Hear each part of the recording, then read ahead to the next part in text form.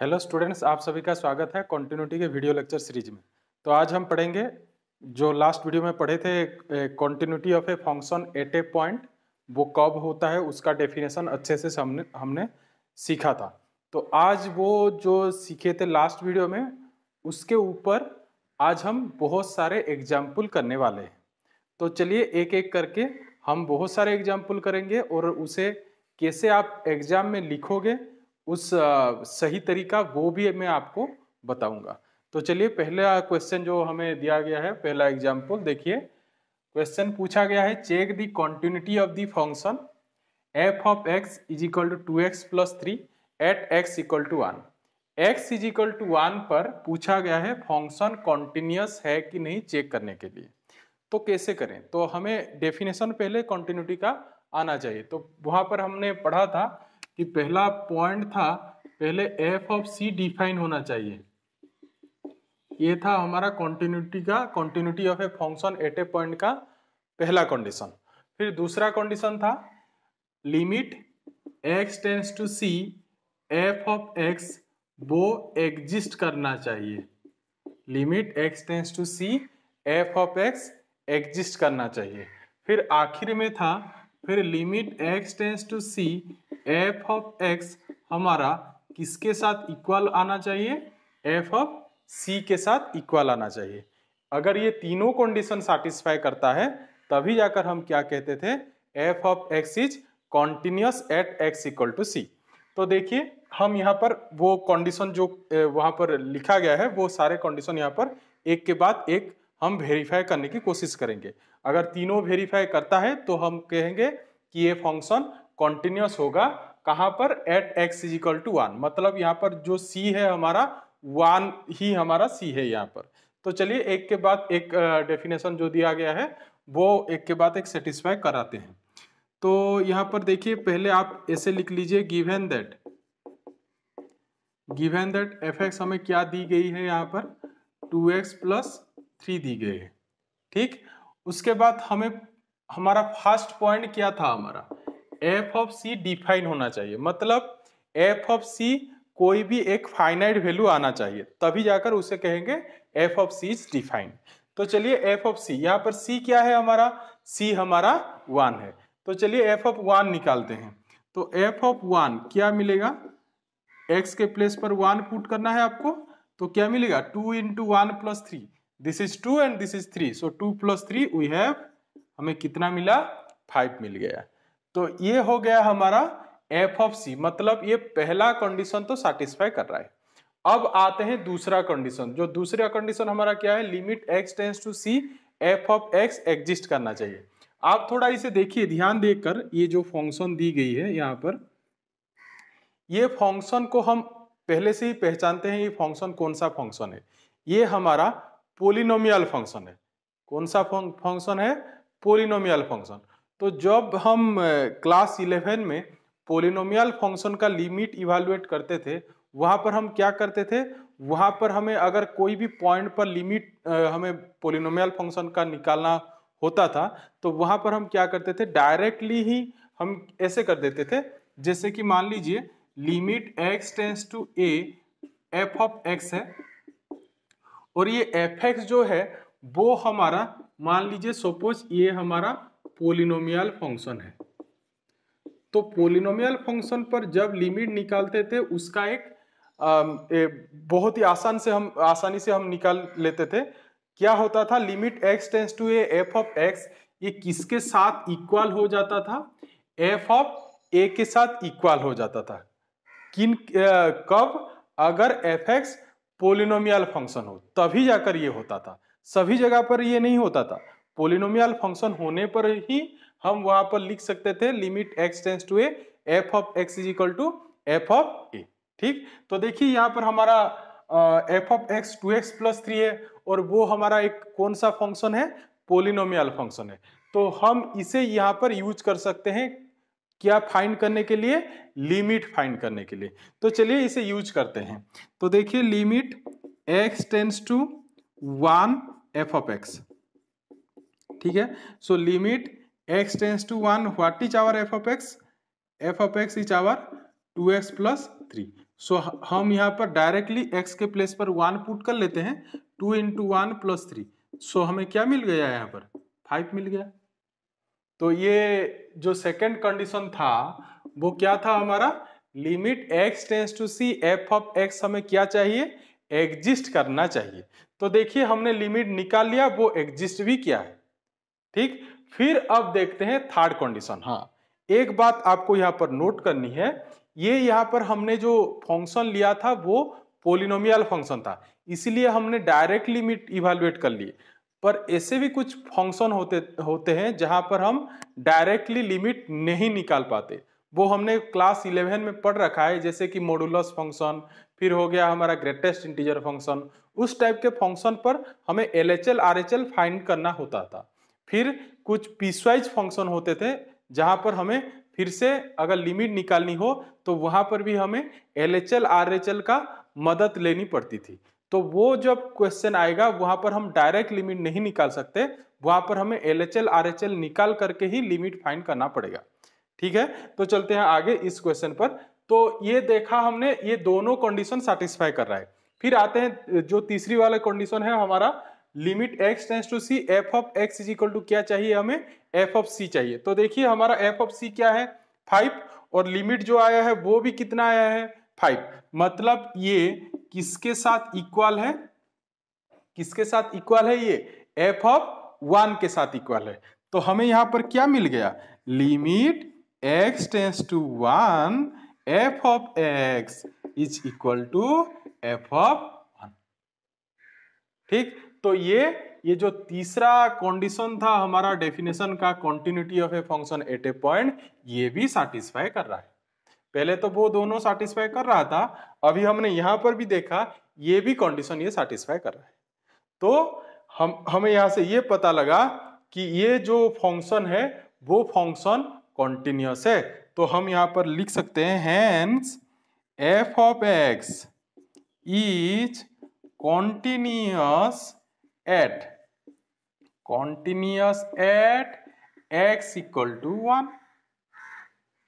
ठीक है, देखिए हम यहां पर क्या करते हैं, तो देखा हमने कॉन्टिन्यूअस आया, तो हम क्या करते हैं fx is equal to 2x plus 3 at x is equal to 1 पर कॉन्टिन्यूटी पूछा गया था। हम अगर यहाँ पर x के प्लेस पर 1 नहीं लिख के यहाँ पर सपोज मैंने लिख लिया 3, तो आप ये थोड़ा ऑब्जर्व करने की कोशिश कीजिए, x इज इक्वल टू 3 पर ये फंक्शन कॉन्टिन्यूअस होगा कि नहीं होगा। कॉन्टिन्यूअस जरूर होगा, आप थोड़ा आइडिया कीजिए। अगर f ऑफ, यहाँ पर देखिए f ऑफ 3 निकलेगा, f ऑफ c डिफाइन होगा, फिर लिमिट निकालेंगे तो वो भी आएगा।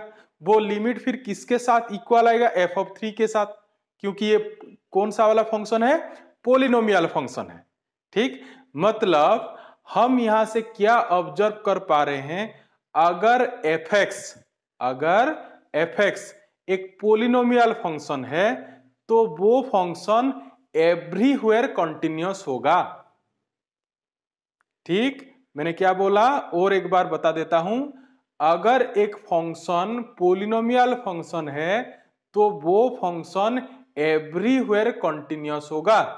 और आप ऐसे भी कह सकते हो that function is a continuous function. मतलब हम यहां पर x इक्वल टू 3 नहीं लेके अगर x इक्वल टू 300 भी ले लें तो वहां पर भी वो फंक्शन क्या होगा, कॉन्टिन्यूअस आएगा। तो हम एक नोट लिख सकते हैं, क्या नोट लिख सकते हैं, every polynomial function is a continuous function. Every polynomial function is a continuous function. मतलब हम कहीं भी अगर आगे जाकर एक पोलिनोमियल देखते हैं और वहां पर पूछा जाए at x is equal to कोई भी एक पॉइंट पर, तो हम वहां डायरेक्टली बता सकते हैं, बिना करके भी आप बता सकते हो कि वो फंक्शन वही पॉइंट पर कॉन्टिन्यूअस जरूर होगा। क्योंकि पोलिनोमियल फंक्शन में जब हम उसे प्लॉट करते हैं तो वहां पर हमें गैप कहीं भी नहीं मिलता। आपको पता है अगर ग्राफ प्लॉट करने पर अगर कहीं गैप हुआ तो वहां पर ही फंक्शन कॉन्टिन्यूअस नहीं होता है। दैट मीन्स डिसकंटिन्यूअस होता है। बट पोलिनोमियल फंक्शन के केस पर क्या होगा, वो फंक्शन पूरा कंटिन्यूअस होगा सारे पॉइंट पर, रियल लाइन पर जितने भी पॉइंट्स है हम सभी पॉइंट पर अगर चेक करें तो सभी पॉइंट पर वो फंक्शन क्या आ जाएगा, कंटिन्यूअस आ जाएगा। तो ये एक इंपोर्टेंट नोट है 1 मार्क क्वेश्चन के लिए। ठीक है, तो चलते हैं फिर नेक्स्ट एग्जाम्पल की ओर। तो चलिए आप देखते हैं एग्जाम्पल 2 हमें क्या पूछा गया है। देखिए question, check the continuity of the function f of x 2x plus 1 where x is less than 1 and 3x minus 2 where x is greater than equal to 1। देखिए ये एक अलग ही टाइप का फंक्शन दिया गया है और फिर पूछा गया है कहाँ पर कॉन्टिन्यूटी चेक करने के लिए, x इज इक्वल टू 1 पर हमें कॉन्टिन्यूटी चेक करना है। तो इस टाइप का जो फंक्शन होता है, इस टाइप के फंक्शन को क्या कहते हैं, इस टाइप के फंक्शन को पीसवाइज फंक्शन कहते हैं। मतलब हमें 1 से अगर छोटा हो x तो हमें 2x plus 1 को लेना पड़ेगा, और 1 हो और 1 से बड़ा हो तो हमें किसे लेना पड़ेगा, 3x minus 2। तो इसीलिए इसे पीसवाइज फंक्शन कहते हैं। 1 के लेफ्ट के लिए एक अलग फंक्शन, 1 से फिर राइट के लिए एक अलग फंक्शन, इसीलिए पीसवाइज कहते हैं। तो देखिए इसे कैसे करेंगे तो यहाँ पर देखिए हमें वही कंडीशन फिर वेरीफाई करना है, f of c is defined and limit x tends to c f of x is exist, then limit x tends to c f of x is equal to f of c. तो यहाँ पर सी हमारा क्या है, सी हमारा 1 है। ठीक, तो चलिए पहले हम एफ ऑफ सी फाइंड करते हैं, वो डिफाइन करता है या नहीं करता है वो देखते हैं। तो देखिए मैंने एफ ऑफ 1 निकाला है, एफ ऑफ 1, तो हम यहाँ पर आपको ध्यान देना पड़ेगा एफ ऑफ 1 मतलब इन दोनों में से क्या यूज करना है, ये आपको ध्यान देना है। तो देखिए ये जो हमारा नीचे वाला जो कंडीशन दी गई है वहां पर x is greater than equal to 1, मतलब x अगर 1 से बड़ा हो और x इक्वल टू 1 हो तभी हम ये नीचे वाले 3x minus 2 को यूज करेंगे। तो हम f ऑफ 1 निकाल रहे हैं, मतलब x किसके साथ इक्वल है, 1 के साथ, तो हम किसे यूज करेंगे, ये जो नीचे वाला फंक्शन है उसे यूज करेंगे। तो x के प्लेस पर अगर हम 1 पुट करें तो क्या मिलेगा, 3 into 1 minus 2, 3 into 1 is 3, 3 minus 2 तो हमें क्या मिल गया, 1 मिल गया। तो अब आते हैं लिमिट, अब ये तो एफ ऑफ सी डिफाइन हो गया। नेक्स्ट कंडीशन क्या था, limit x tends to c f of x exist करना चाहिए। तो चलिए वो एग्जिस्ट करता है कि नहीं करता है वो देखते हैं। हमने जो एग्जाम्पल 1 देखे थे वहां पर क्या था, वहां पर वो जो फंक्शन था वो एक पोलिनोमियल फंक्शन था, तो इसीलिए हमने आसानी से वहां पर डायरेक्टली लिमिट निकाल लिया बिना LHL RHL के हेल्प से। पर यहाँ पर जो फंक्शन है वो एक पोलिनोमियल फंक्शन है ही नहीं, तो हमें यहाँ पर लिमिट के लिए LHL and RHL at x is equal to 1 के लिए, x limit x tends to 1 f of x के लिए फाइंड करना पड़ेगा। तो चलिए LHL RHL कैसे फाइंड करते हैं वो भी सीखते हैं।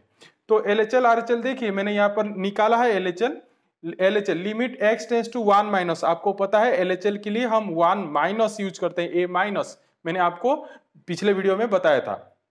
Limit x tends to 1 minus f of x, तो इसे हम क्या लिख सकते हैं, हमने डेफिनेशन मैंने आपको बताया है, डेफिनेशन क्या बताया था पिछले वीडियो में, limit x tends to a minus f of x is equal to limit h tends to f of a minus h, ये था हमारा LHL का डेफिनेशन, उसे मैंने यहाँ पर यूज किया है। देखिए limit h tends to 0, a हमारा 1 है, सो a माइनस h क्या होगा, 1 माइनस h। फिर चलते हैं आगे, लिमिट h टेंस टू 0, अब थोड़ा आपको ध्यान देना है, 1 माइनस h, यहाँ पर f ऑफ 1 माइनस h, ये यहाँ पर क्योंकि हमारे पास तो दो फंक्शन है तो इनमें से कौन सा वाला यूज करेंगे f ऑफ 1 माइनस h के लिए, वो आपको थोड़ा ध्यान देना पड़ेगा। तो आप सोचिए जो h है, ये जो h है, h इज टेंस टू 0, मतलब h तो 0 नहीं है, 0 के पास का कोई एक वैल्यू है, ठीक, मतलब नियरली इक्वल टू 0 ऐसे कुछ वैल्यू है, वो 0 लेकिन नहीं है। टेंस टू मतलब कभी भी वो इक्वल नहीं हो सकता, टेंस टू मतलब उसके पास होगा। तो h जो है वो किस टाइप का एक वैल्यू है, वो टेंस टू 0 मतलब 0 के कोई पास का ही वैल्यू है।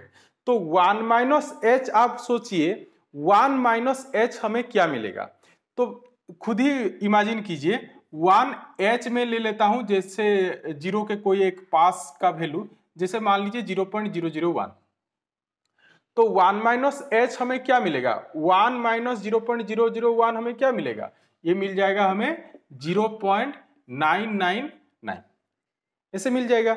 तो ये जो आया है, ये जो वैल्यू, ये 1 से बड़ा है या 1 से छोटा, 1 से बड़ा है या 1 से छोटा। देखिए ये जो वैल्यू आया है वो 1 से छोटा है, तो मतलब ये जो हमारा फंक्शन डिफाइन किया गया था वो बोल रहा था अगर x 1 से छोटा हो तो हमें किसे यूज करना है, 2x प्लस 1 को यूज करना है, और अगर x 1 हो और 1 से बड़ा हो तो उस टाइम हमें किसे यूज करना है, 3x माइनस 2 को। तो हम यहां पर क्या यूज करेंगे इस केस पर, ये जो f ऑफ 1 माइनस एच है वो 1 से छोटा है, तो हम क्या यूज करेंगे, ऊपर वाले फंक्शन को यूज करेंगे जो कि है 2x प्लस 1। तो मैंने यहां पर देखिए उसे यूज किया है, x के प्लेस पर किसे पुट कर लेना है, 1 माइनस एच को। फिर आप ब्रैकेट ओपन कर लीजिए, ब्रैकेट ओपन करने के बाद हमें मिल जाएगा 3 माइनस 2h। फिर हमें limit h tends to 0 3 minus 2h क्या होगा, h टेंस टू 0 हुआ तो ये वैल्यू कितना आ जाएगा, 3 आ जाएगा। तो इस टाइप का हमने लिमिट बहुत सारे क्लास 11 में कर रखे हैं। तो मैंने इसीलिए आपको बताया था कि कॉन्टिन्यूटी सीखने के लिए पहले आपको लिमिट पता होना चाहिए, ठीक है। फिर चलते हैं RHL, जल्दी RHL देख लेते हैं। देखिए limit x tends to 1 plus f of x, इसे हम लिख सकते हैं limit h tends to 1 plus h, 1 plus h मतलब 1 से ज्यादा हो गया ये, तो 1 से अगर बड़ा हो गया तो इसका मतलब हमें इसे यूज करना पड़ेगा 3x माइनस 2। देखिए मैंने इसे यूज किया है 3 इंटू 1 प्लस h माइनस 2। फिर इसे ब्रैकेट खोल लीजिए तो ये हमें मिल जाएगा 3 प्लस 3h माइनस 2, तो फाइनली मिला 1 प्लस 3h। फिर लिमिट h टेंस टू 0 लगा दे तो हमें क्या मिलेगा, 1 मिलेगा। तो यहाँ पर देखिए LHL और RHL दोनों इक्वल नहीं आया है, LHL तो 3 आया है बट RHL क्या आया है, हमारा 1 आया है। तो LHL RHL हमें क्या मिला, LHL is not equal to RHL। तो हमने डेफिनेशन पढ़ा है लिमिट का, तो लिमिट के लिए क्या था, पहले तो LHL RHL एग्जिस्ट करना चाहिए, फिर दोनों इक्वल होना चाहिए। पर यहां पर क्या हुआ, LHL RHL एग्जिस्ट किया पर वो इक्वल नहीं है, इसका मतलब limit x tends to 1 f of x does not exist. ठीक, तो ये जो हमारा डेफिनेशन था continuity of a function at a point का, फर्स्ट कंडीशन तो सेटिस्फाई कर रहा है, पर दूसरा वाला जो कंडीशन है limit x tends to c f of x वो एग्जिस्ट नहीं कर रहा है। तो मैंने आपको बताया था अगर तीनों कंडीशन सेटिस्फाई करें तो अभी जाकर हम वो फंक्शन को क्या बोल पाएंगे, वो function continuous at x equal to c बोलेंगे।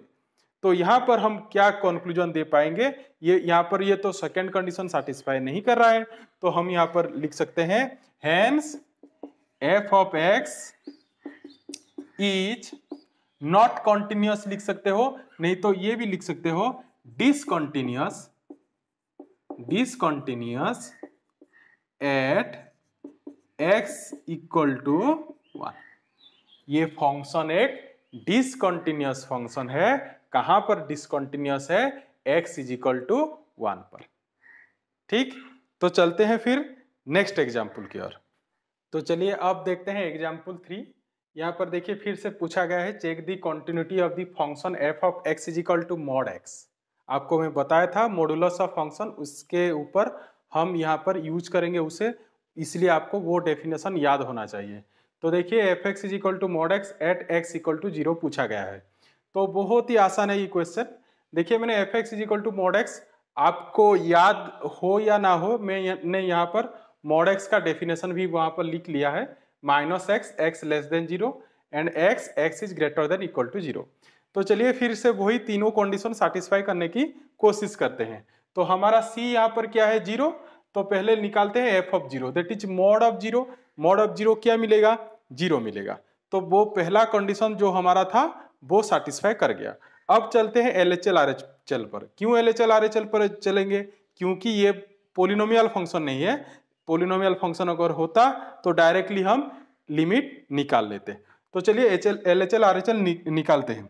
तो limit x tends to 0 minus f of x, तो इसे हम क्या लिखेंगे, limit h tends to 0 f of 0 minus h, ये आपको पता है f ऑफ 0 माइनस h, तो that is f of minus h, और हमारा fx क्या था, मॉड x, तो क्या हो जाएगा ये माइनस h का मॉड, सो माइनस h का मॉड मतलब ये क्या मिलेगा, h मिलेगा, और limit h tends to 0 h क्या होता है 0, तो LHL मिल गया हमें 0। सिमिलरली अगर RHL निकालें, limit x tends to 0 plus f of x which is equal to limit h tends to 0 f of 0 plus h, फिर limit h tends to 0 h का मॉड, h का मॉड निकालें तो फिर h मिलेगा, फिर यहाँ पर भी क्या मिला हमें 0 मिला, मतलब LHL 0 मिला, RHL भी 0 मिला, तो हम कह सकते हैं limit x tends to 0 f of x exist, हाँ कि नहीं।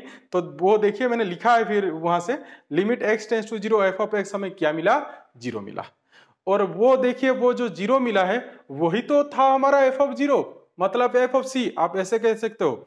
तो हमें फाइनली क्या मिल गया, limit x tends to c f of x is equal to f of c, वो भी हमें मिल गया। तो ये तीनों कंडीशन सेटिस्फाई कर रहा है हमारा जो continuity of a function at a point का, मतलब हम ये कह सकते हैं hence f of x is continuous function, और कॉन्टिन्यूअस कह सकते हो f of x is continuous at x equal to 0। ठीक, बहुत ही आसान है।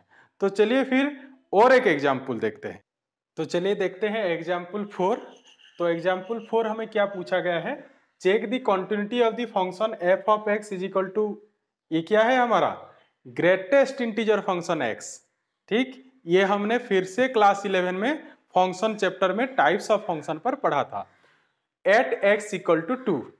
ठीक, जिन्होंने इसका डेफिनेशन के साथ इसका अगर ग्राफ आपको याद है तो आप ये आंसर देखे बिना ही आप बता सकते हो कि ये 2 पर डिसकंटिन्यूअस है, ये 2 पर डिसकंटिन्यूअस है। कैसे, आपको अगर पता है ये जो ग्रेटेस्ट इंटीजर फंक्शन होता है वो एक स्टेप फंक्शन होता है, स्टेप फंक्शन ऐसे ऐसे करके ऊपर ऊपर चलता रहता है, मतलब 2 पर जरूर वहां पर कोई गैप होगा, 3 पर भी गैप होगा, सारे इंटीजर पर एक एक गैप होता है, क्योंकि 2 के लेफ्ट साइड नीचे होता है, फिर राइट साइड ऊपर होता है। आप अगर आप भूल गए हो तो आप खुद क्लास 11 के बुक से उसका ग्राफ देख सकते हो। ठीक, तो चलिए हम इस क्वेश्चन को करते हैं। तो हमारा गिवन दैट, फिर से मैंने लिखा f x is equal to greatest integer function x, मैंने फिर से वहां ग्रेटेस्ट इंटीजर फंक्शन का डेफिनेशन आपको अगर याद नहीं हो तो यहां से आप देख सकते हो उसका डेफिनेशन क्या है। तो ये हमारा डेफिनेशन था, 0 होता है अगर 0 less than equal to x less than 1, फिर से 1 होता है 1 less than equal to x less than 2, उसी तरीके से 2 होता है 2 less than equal to x less than 3, फिर 3 होता है 3 less than equal to x less than 4। ठीक, ऐसे करके चलता रहता है वो। तो मैं 2 इतना ही मेरा काम चल जाएगा इतने से, इसलिए मैंने आगे नहीं लिखा है। तो अगर आप लिखना चाहते हो तो आप क्लास 11 के बुक से उसका डेफिनेशन लिख सकते हो। तो चलिए फिर तीनों कंडीशन हम वेरीफाई करने की कोशिश करते हैं। तो पहले हमें एफ ऑफ सी निकालना होता है, और एफ ऑफ सी डिफाइन है कि नहीं है ये चेक करना होता है। तो चलिए यहाँ पर चेक करते हैं। तो देखिए एफ ऑफ टू मतलब किसका ग्रेटेस्ट इंटीजर, 2 का ग्रेटेस्ट इंटीजर, एफ ऑफ 2 मतलब किसका ग्रेटेस्ट इंटीजर, 2 का ग्रेटेस्ट इंटीजर। तो देखिए अगर x2 हो तो ग्रेटेस्ट इंटीजर का वैल्यू क्या होगा 2 होगा, सो एफ ऑफ 2 का ग्रेटेस्ट इंटीजर हमें क्या मिला 2 मिला। ठीक है, फिर चलते हैं LHL RHL को। LHL RHL हमारे देखिए फिर limit x tends to 2 minus f of x which is equal to limit h tends to 0 f of 2 minus h, फिर लिमिट h टेंस टू 0 हम x के प्लेस पर क्या पुट कर लेंगे 2 माइनस h। सो 2 माइनस h का greatest integer अब क्या होगा ये थोड़ा डिस्कस करते हैं। 2 माइनस h, 2 से h एक छोटा सा वैल्यू है, अगर 2 से हम h निकाल लें तो इसका मतलब वो जो भी वैल्यू आएगा वो किसके अंदर आएगा, किसके अंदर 1 से 2 के अंदर। समझ में आ रहा है, देखिए ये जो है हमारा 2 हो गया, ये हमारा 1 है, ये हमारा 3 है। तो हमने क्या किया 2 से h निकाल लिए, सो 2 से h निकाल लिए मतलब वो कहां चला आ जाएगा 1 से 2 के अंदर चला आ जाएगा 2 माइनस h, हाँ कि नहीं? तो 2 माइनस एच, तो ये किस एक्स पर लाई करेगा? 1 से 2 के बीच लाई करेगा। तो 1 से 2 के बीच अगर लाई करता है तो वैल्यू क्या होता है ग्रेटेस्ट इंटीजर का? 1 होता है। तो देखिए मैंने वो लिखा है 2 माइनस एच का ग्रेटेस्ट इंटीजर, नेक्स्ट स्टेप पर क्या लिखा है? 1। फिर लिमिट एच टेंड्स टू 0, 1 क्या होगा? 1 होगा। ये भी आपको पता है कांस्टेंट का लिमिट हर समय कांस्टेंट ही होता है, ठीक? तो ये 1 हो गया। तो चलिए फिर आरएचएल की ओर। तो आरएचएल देखिए यहाँ पर limit h tends to 2 plus f of x which is equal to limit h tends to 0 f of 2 plus h, फिर 2 प्लस एच लिख लिया। फिर अब देखते हैं 2 प्लस एच। आप यहाँ पर देखिए 2 प्लस एच करेंगे तो वो कहां से कहां के अंदर आ जाएगा? 2 से 3 के अंदर। सो 2 प्लस, हाँ यहां से मैंने यहाँ थोड़ा गलती कर ली है। सो देखिए 2 प्लस एच, 2 प्लस एच कहां से कहां के अंदर रहेगा? ये 2 से 3 के अंदर। सो 2 से अगर 3 के अंदर रहता है तो 2 प्लस एच का ग्रेटेस्ट इंटीजर क्या होगा? 2 होगा, ठीक है। फिर कांस्टेंट का लिमिट क्या होता है? कांस्टेंट ही होता है। तो हमें क्या मिल जाएगा यहाँ से? फिर 2 मिल जाएगा। तो लेफ्ट हैंड मिला हमें 1 एंड राइट हैंड मिला हमें 2, मतलब LHL is not equal to RHL। So LHL and RHL अगर इक्वल ना हो तब हम उसे क्या कहते हैं? वहां पर लिमिट डज नॉट एग्जिस्ट। तो वो देखिए मैंने लिखा है LHL not equal to RHL, मतलब limit x tends to 2 f of x does not exist. तो इसका मतलब ये फंक्शन जो है वो जो हमारा डेफिनेशन था continuity of a function at a point का, सेकेंड कंडीशन सैटिस्फाई नहीं कर रहा है, ठीक? तो ये अगर सेकेंड कंडीशन सैटिस्फाई नहीं कर रहा है तो मतलब ये function x is equal to 2 पर कॉन्टिन्यूअस नहीं है, ठीक? फिर वो हम यहाँ पर लिख लिए हैं, hence f of x is discontinuous at x equal to 2।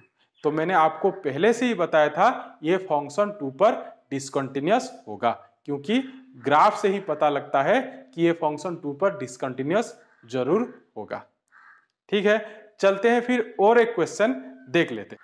चलिए हम अब एक और क्वेश्चन देखते हैं जो फिर से पूछा गया है। Check the continuity of the function f x of the function f x, फिर sine 2x by x, x not equal to 0, 2x equal to 0 at x equal to 0। तो हमें x इज इक्वल टू 0 पर continuity check करना है। तो पहले फिर से वही 3 कंडीशन हमें वेरीफाई करना पड़ेगा। गिवन दैट आप इसे लिख लीजिए यहाँ पर। फिर चलते हैं आगे। सो हमारा f ऑफ c मतलब f ऑफ 0 क्या मिलेगा? देखिए यहाँ पर लिखा गया है x इज इक्वल टू 0 पर क्या मिलेगा? हमें 2 मिलेगा। तो f ऑफ 0 हमारा क्या हो गया? 2, ठीक। अब क्या करेंगे? नेक्स्ट स्टेप, तो जो लिमिट है तो यहां पर हमें LHL RHL करना नहीं पड़ेगा। तो अब आप पूछोगे सर क्यों नहीं करना पड़ेगा? क्योंकि हमने क्लास 11 में एक फॉर्मूला पढ़ा था, limit x tends to 0 sine x bye x which is equal to 1। मैंने ये फॉर्मूला लास्ट वीडियो में भी आपको बताया था, limit x tends to 0 sine x bye x equal to 1। तो वो फॉर्मूला हमारे पास पहले से ही है, तो इसका हेल्प हम यहाँ लिमिट निकालने के लिए ले सकते हैं। यहाँ हमें LHL RHL निकालने की कोई जरूरत नहीं पड़ेगी। तो देखिए मैंने वही किया है यहाँ पर, लिमिट x टेंड्स टू 0 मैंने LHL RHL नहीं लिखा, फिर लिमिट x टेंड्स टू 0 फिर लिखा साइन 2x बाय x। तो ये जो फॉर्मूला था साइन x बाय x, तो देखिए ये आपने इवेलुएट अगर करा होगा क्लास 11 में तो आपको पता होगा इसे हम कैसे करेंगे लिमिट इवेल्यूएशन। तो यहाँ पर देखिए साइन 2x बाय x है, तो x के प्लेस पर हमारा क्या है? 2x। तो हम यहाँ पर क्या करेंगे?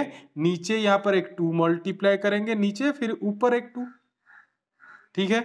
फिर आपको पता है हमें एलजेब्रा लिमिट्स पढ़ा है, तो मैं यहाँ पर क्या करता हूँ, इस 2 को आगे ले जाता हूँ। तो 2 into limit x tends to 0, ये क्या मिल गया हमें यहाँ पर? Sign 2x divided by 2x, ठीक है।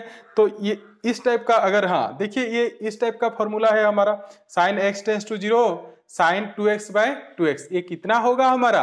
1 होगा, क्योंकि x बाय x के फॉर्म पे है।